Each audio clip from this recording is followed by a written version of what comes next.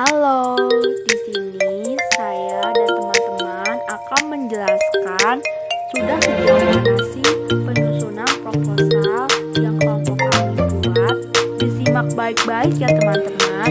Selamat mendengarkan. Permasalahan kelompok kita yaitu penurunan pendapatan akibat pandemi COVID-19.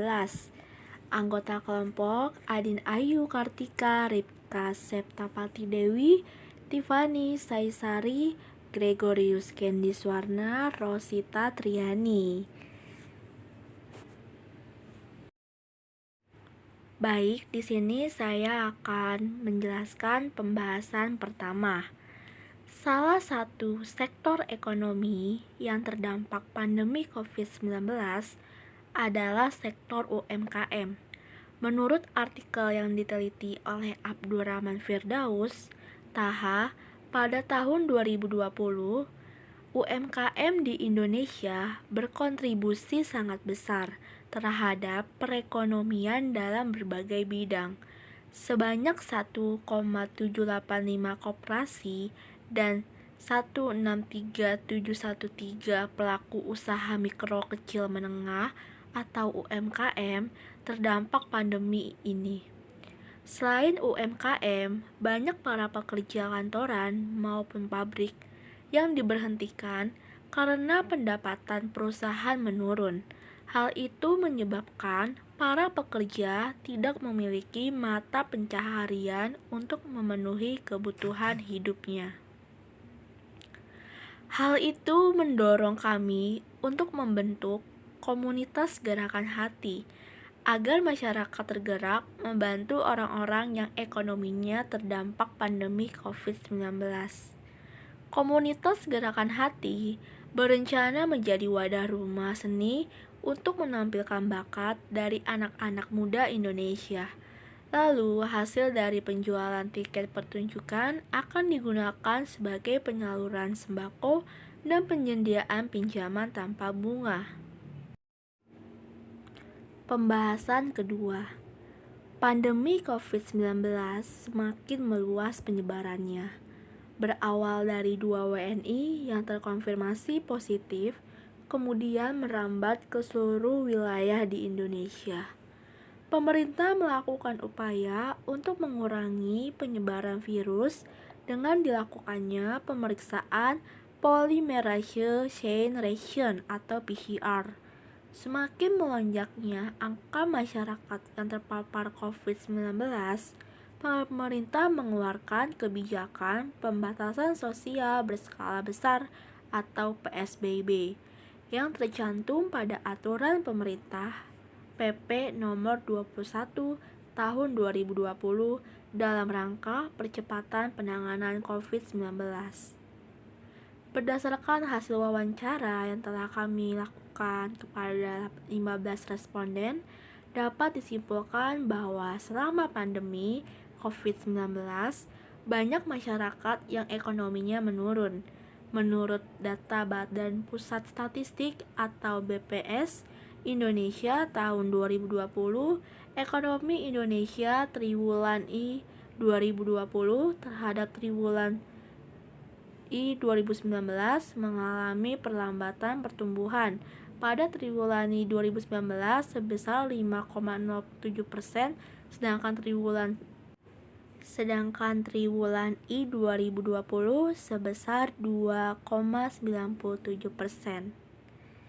Pembahasan pertama dan kedua ini kami ambil dari artikel dan jurnal-jurnal yang relevan sehingga kami susun menjadi sebuah paragraf.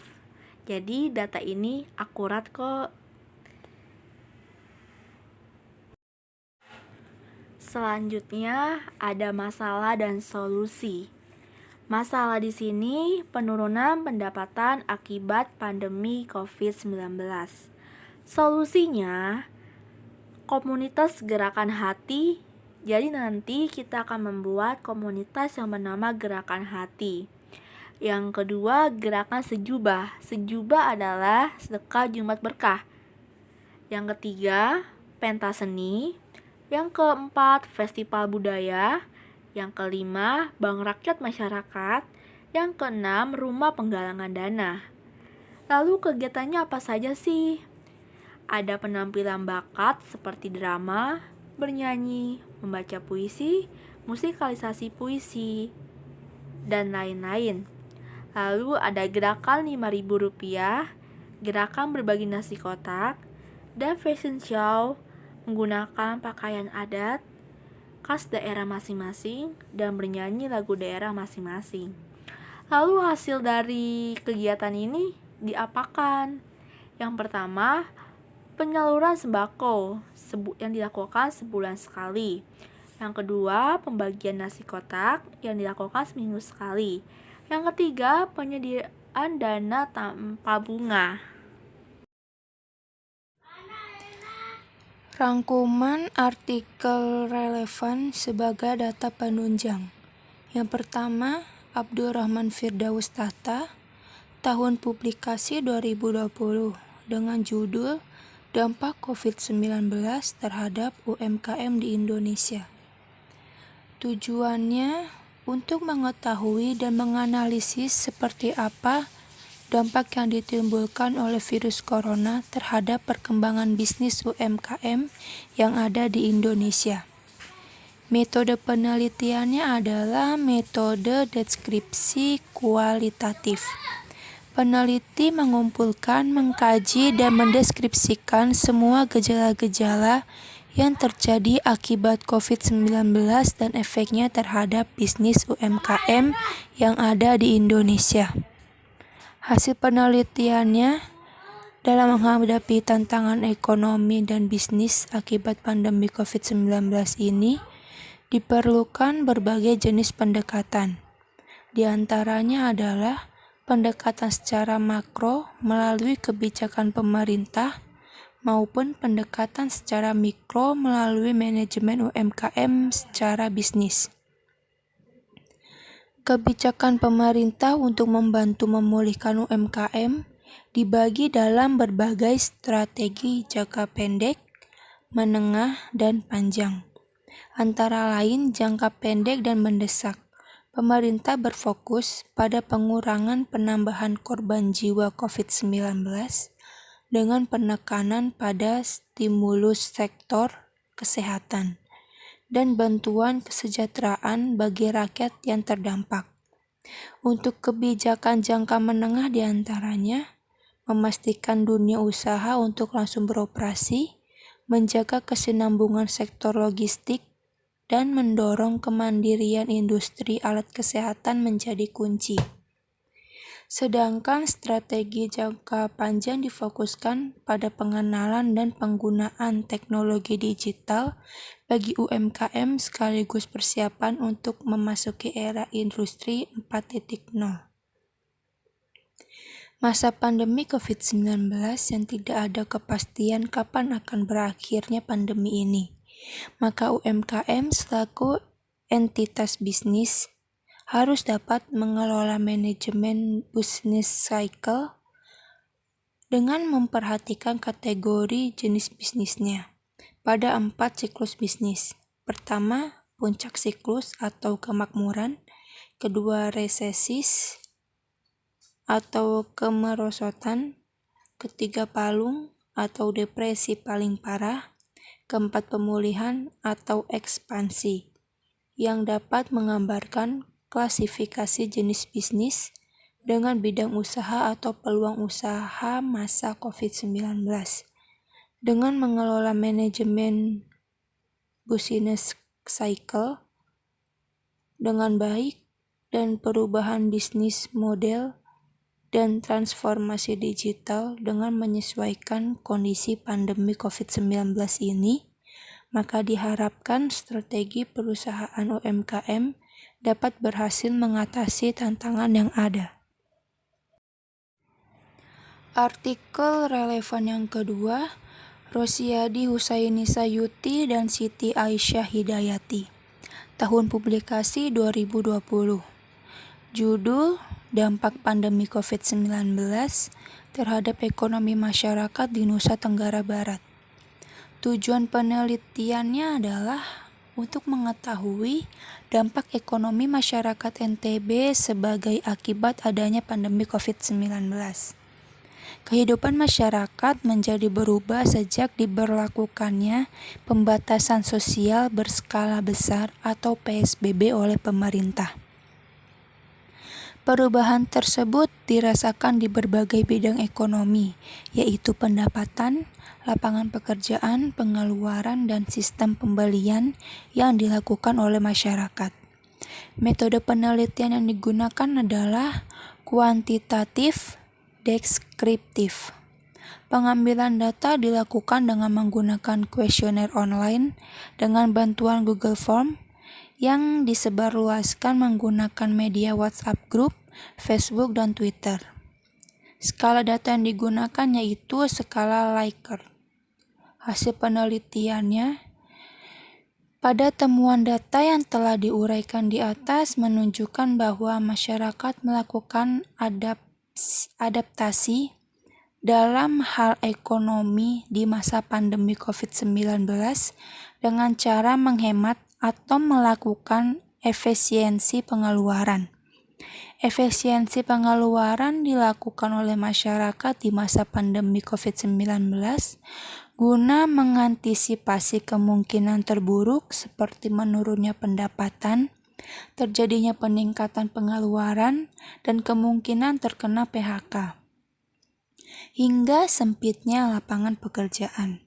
Guna mencapai keselamatan ekonomi dan terjaganya kesehatan, maka masyarakat yang bekerja sebagai PNS maupun non-PNS, serta masyarakat yang berasal dari pedesaan dan perkotaan cenderung memilih melakukan belanja secara online.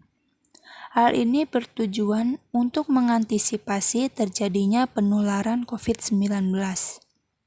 Penerapan PSBB selama masa pandemi COVID-19 mengakibatkan perubahan sosial di masyarakat dan menimbulkan dampak secara ekonomi. Pendapatan yang diterima mengalami penurunan, tetapi masih bisa mencakupi kebutuhan sehari-hari. Lapangan pekerjaan menjadi terbatas, pengeluaran menjadi lebih besar, dan didominasi oleh pembelian bahan makanan.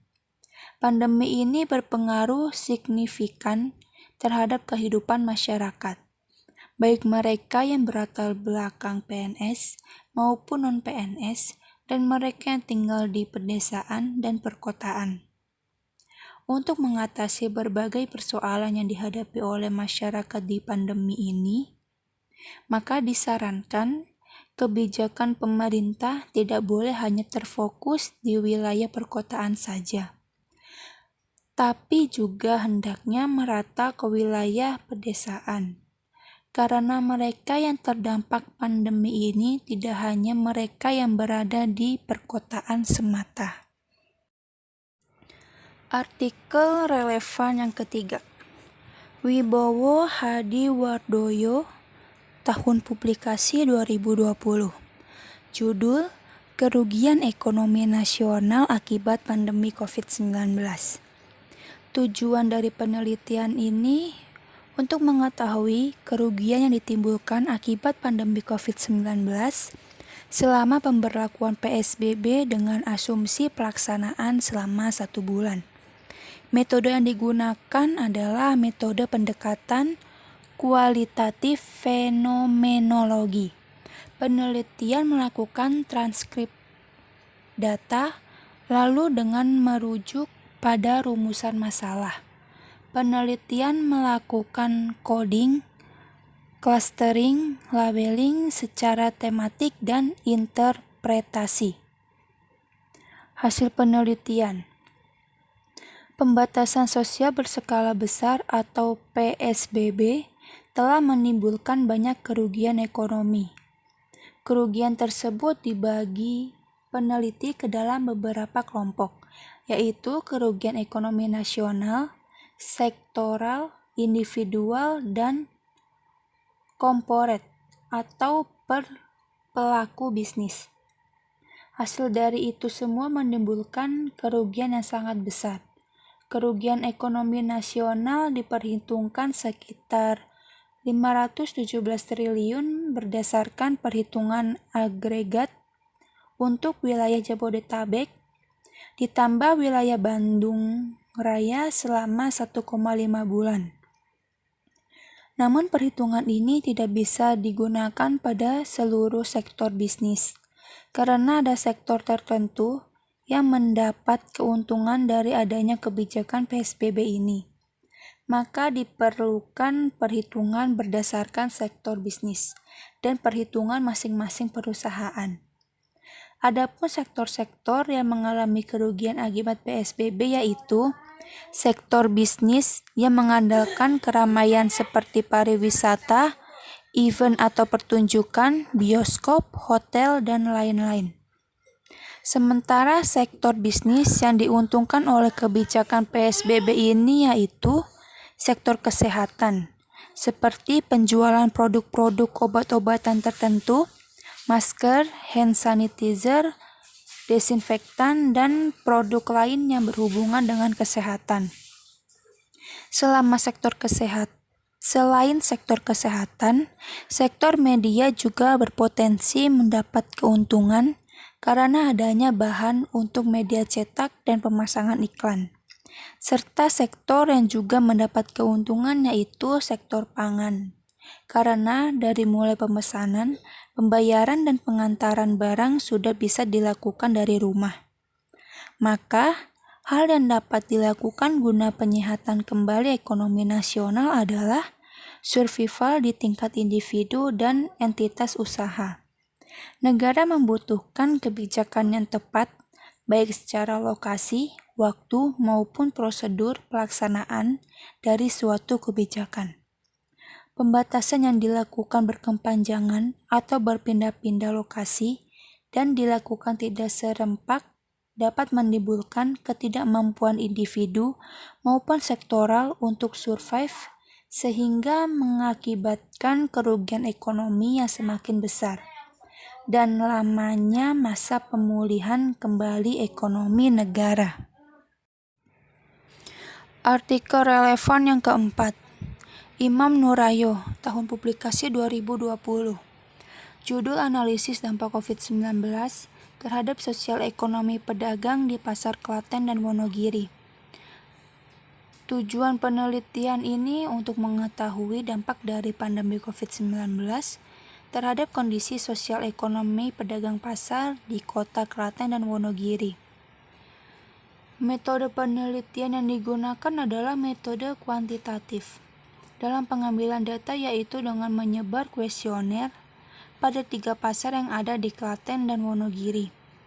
Pengolahan data dari hasil penyebaran kuesioner diolah dengan metode statistik deskriptif, yang kemudian hasil kuesioner menjadi data berupa grafik dan penjelasan. Hasil penelitiannya, dampak COVID-19 dirasakan oleh para pedagang pasar, terutama pedagang di Pasar Klaten, yang masing-masing pedagang tersebut sebagai pengisi kuesioner. Banyak pedagang yang mengeluh karena COVID-19 ini. Artikel relevan yang kelima, Dodi Febdulo, Intan Fitri Meutia, Devi Yulianti, dan Vina Karmilasari. Tahun publikasi 2021, judul Gotong Royong Digital, Praktik Baru Solidaritas Warga di Era Pandemi. Tujuan dari penelitian ini untuk mengetahui proses berjalannya praktik gotong royong digital yang dilakukan melalui platform Bagi Rata. Metode yang digunakan adalah metode kualitatif dengan desk study, yakni dengan studi literatur terhadap hasil-hasil penelitian sebelumnya dan data sekunder yang relevan dalam membantu menjawab permasalahan penelitian. Hasil penelitiannya, virus COVID-19 tidak hanya menyerang aspek kesehatan, tetapi juga aspek ekonomi suatu negara. Indonesia menjadi salah satu negara yang ikut mengalami keterpurukan itu. Resesi ekonomi akibat pandemi COVID-19 Juga turut meningkat angka pengangguran dan kemiskinan di Indonesia. Namun, di balik kondisi tersebut, ternyata rakyat Indonesia memiliki sifat yang tinggi. Banyak platform yang muncul untuk membantu warga yang ekonominya terdampak COVID-19. Salah satunya platform Bagi Rata. Platform Bagi Rata merupakan platform subsidi silang untuk membantu kondisi finansial para pekerja yang terkena dampak ekonomi akibat pandemi COVID-19. Cara kerja dari platform Bagi Rata adalah dengan memfasilitasi proses redistribusi kekayaan kepada pekerja yang terdampak agar mencapai dana minimum yang dibutuhkan. Adapun upaya tersebut didedikasikan kepada pekerja di sektor jasa, hospitality, pariwisata, kesehatan, dan farmasi, dan tekstil yang harus tutup dan terkena PHK, serta pekerja di sektor media, kreatif, seni pertunjukan, budaya, hiburan, dan ekonomi yang terkena penutupan usaha, pembatalan proyek, izin pembuatan acara, dan hambatan lainnya. Platform Bagi Rata mampu menjadi kanal untuk ruang saling berbagi. Platform Bagi Rata juga dapat menjadi wadah bagi anak-anak muda perkotaan yang cenderung memberikan nominal sedikit, tapi dengan jumlah orang yang banyak. Hal ini menjadi kelebihan bagi platform Bagi Rata karena memberikan fasilitas bagi para donatur untuk memberikan donasi ke jumlah orang yang lebih banyak walaupun dengan nominal yang tidak terlalu besar. Platform Bagi Rata telah menunjukkan praktik gotong royong digital yang dilakukan warga sebagai aksi rakyat didukung rakyat sesama atau kelas pekerja. Praktik tersebut menunjukkan adanya metode baru dalam perilaku gotong royong di Indonesia. Sebagai bentuk gerakan gotong royong yang diinisiasi secara bottom up, tentunya platform Bagi Rata memiliki kendala, yakni tidak semua nama calon penerima mendapatkan bantuan. Namun, apa yang telah dilakukan tidak menghilangkan esensi tentang pentingnya gotong royong digital. Nah, penjelasan sebelumnya adalah 5 artikel penunjang untuk masalah ini ya. Kak, kenapa sih harus pakai artikel penunjang? Karena proposal ini harus disertai dengan bukti yang akurat ya, berupa artikel ataupun jurnal. Karena pembuatan proposal ini termasuk kegiatan menulis ilmiah. Nah, bagaimana sih kalian dapat mencari artikel-artikel yang relevan? Kalian dapat mencarinya di Google Cendekia ya. Jadi, kalau kalian ingin mencari artikel yang relevan, bisa di Google Cendekia. Banyak loh di situ artikel-artikel yang sangat relevan yang bisa kalian gunakan untuk bahan ajar kalian. Selamat mencari ya. Semoga bermanfaat. Kerangka PKM. Fenomena 1. Pengurangan karyawan. 2. Pendapatan ekonomi masyarakat menurun. 3. Dukungan data. Masalah 1. Ekonomi Indonesia menurun. 2. Pemberlakuan pembatasan kegiatan masyarakat atau PPKM. 3. Dukungan data. Solusi kreatif. 1. Membentuk komunitas yang bernama Gerakan Hati. 2. Memberikan sembako berupa beras, minyak, sayur segar, dan buah. Pembagian sembako dilakukan sebulan sekali. Nama programnya Sedekah Jumat Berkah atau Sejuba. 3. Memberikan nasi kotak 2 minggu sekali. 4. Membuka dana pinjaman. Nama programnya Bank Rakyat Mahasiswa. 5. Festival budaya. 6. Pentas seni. 7. Rumah penggalangan dana. Fenomena analisis pertumbuhan ekonomi dan kemiskinan di Indonesia. Pada tahun 2018 merupakan tahun kesedihan seluruh penduduk di penjuru dunia karena banyak negara yang terjangkit virus corona termasuk negara Indonesia, dan sampai tahun 2020 COVID-19 di Indonesia belum juga hilang. Virus corona menyebabkan adanya PSBB atau pembatasan sosial berskala besar yang mengharuskan penduduk untuk tidak melakukan aktivitas di luar rumah, dan banyak perusahaan yang mengalami penurunan pendapatan akibat adanya virus ini sehingga berdampak pada pengurangan tenaga kerja atau PHK. Perusahaan yang melakukan pengurangan karyawan mengalami kesulitan dalam memilih karyawan yang layak dirumahkan. Masalah menentukan karyawan yang layak dirumahkan pada masa pandemi COVID-19. Pertumbuhan ekonomi dan kemiskinan merupakan indikator penting untuk melihat keberhasilan pembangunan suatu negara. Berdasarkan hasil Survei Sosial Ekonomi Nasional atau Susenas yang dilakukan BPS, jumlah penduduk Indonesia yang hidup di bawah garis kemiskinan tahun 2009 tercatat masih cukup besar, yakni sekitar 32,5 juta jiwa atau kurang lebih 14,2%. Kondisi masyarakat yang hidup dalam lingkungan kemiskinan pada umumnya menderita kekurangan gizi, tingkat kesehatan yang buruk, lingkungan yang buruk, dan ketiadaan akses infrastruktur maupun layanan publik yang tidak memadai. Semakin tingginya angka penyebaran coronavirus disease 2019 atau COVID-19 di Indonesia ditindaklanjuti oleh pemerintah dengan mengeluarkan kebijakan baru, yaitu PPKM, pemberlakuan pembatasan kegiatan masyarakat. Kebijakan PPKM merupakan salah satu kebijakan dalam upaya penanggulangan pandemi COVID-19 yang tidak mempunyai kedudukan hukum yang jelas, karena frase PPKM untuk pengendalian penyebaran wabah tidak terdapat dalam UU Nomor 6 Tahun 2018 tentang kekarantinaan kesehatan. Berdasarkan hasil wawancara kelompok kami, 15 responden menjawab COVID-19 membawa dampak yang sangat besar terhadap terutama pada ekonomi. Solusi ini disertai dengan dukungan data artikel 1. Strategi komunikasi pemasaran sosial komunitas Gerakan Berbagi Nasi di Serang. 2.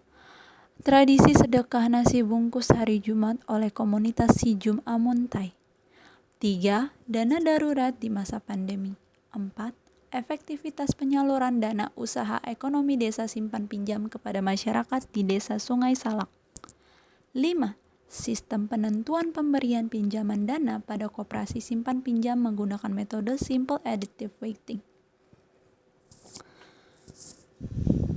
Hasil dari diskusi kelompok mendapatkan 3 solusi yang ditawarkan, yaitu A. Membentuk komunitas bernama Gerakan Hati dengan artian mendorong hati masyarakat untuk saling menolong dan membantu sesama bagi yang membutuhkan, terutama karena dampak PPKM.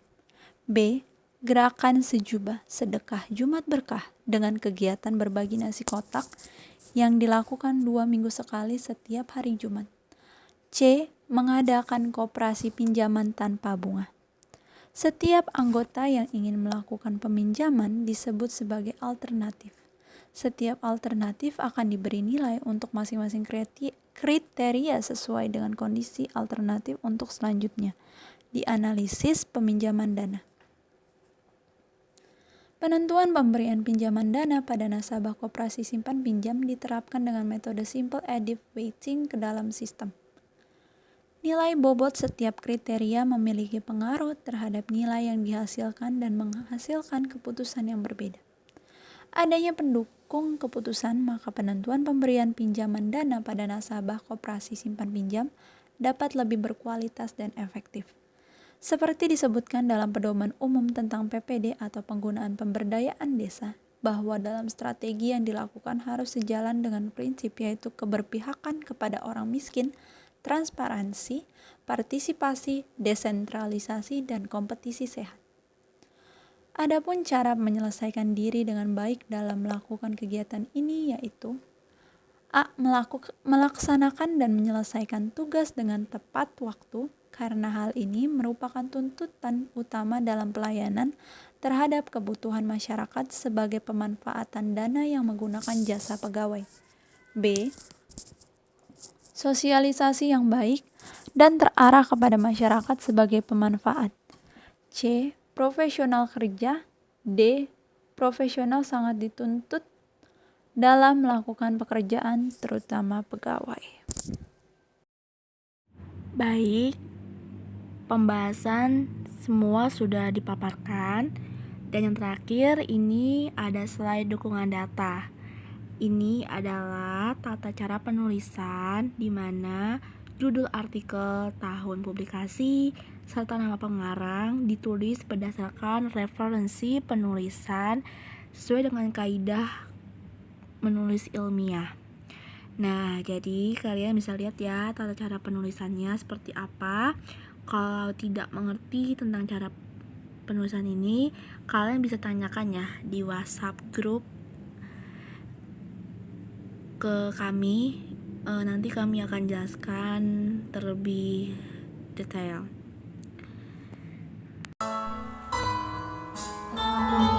Persembahan untuk perilaku di sana. Selamat tugas ya.